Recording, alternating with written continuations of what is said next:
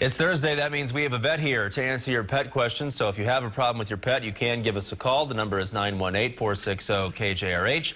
Dr. Joe Landers is here to answer your questions, as always. And he's brought along Meeka this morning. Good morning. Meeka is a great little puppy here. She has a lot of energy, and she is going to be big. She's only about 8 weeks old. She's already about 15 pounds or so. So she will be pretty big. She will be. She is a golden and a lab, and I am told that her mother was over 100 pounds, and I think the dad was too. I don't know a lot about her, but I do know that she has a lot of energy. She also has a brother, Bo. She loves her bone. She loves her bone, but she gets bored quickly. So just like most puppies, her attention span's short. But she's doing really good. She's very soft. Her coat, when you breed when you cross Goldens and Labs, a lot of times you get this really soft kind of furry coat kind of thing.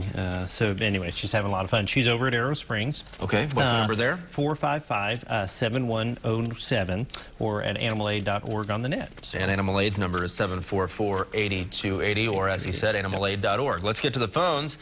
We got Vicki in Grove. Good morning, Vicki. Good morning. Hi. What's your question? Yes, sir. We have a toy rat terrier. She's a female and spayed, but she is deathly afraid of thunder. Yes. Is there anything that we can do to kind of alleviate that? A lot of times I'll tell people it depends on how bad it gets, and you may want to talk to your veterinarian because some of them, they need to have actually some anti-anxiety drugs like some Xanax or something.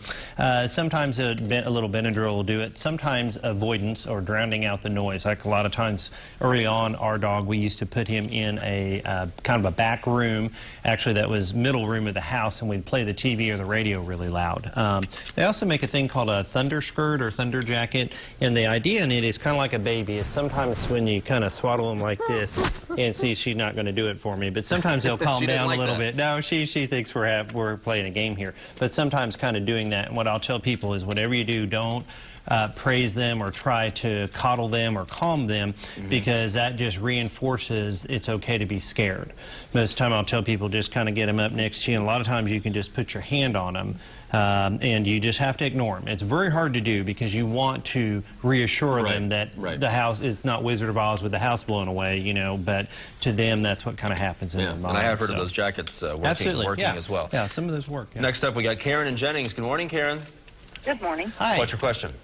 I have a year-old German Shepherd, and she has little tiny bumps all in the inside of her ears. And are they kind of reddish or so?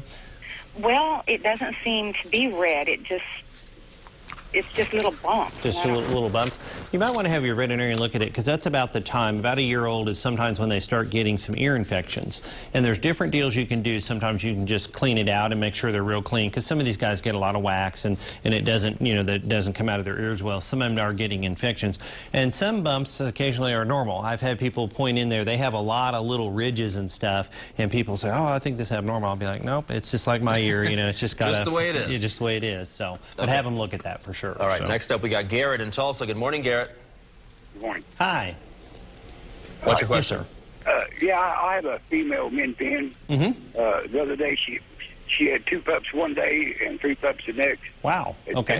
And they were all stillborn. Yes. And she had black blood coming out of her, solid black. You need to go to your veterinarian, have her checked out, make sure there's none left in there, make sure that there's nothing kind of infectious in your uterus or something.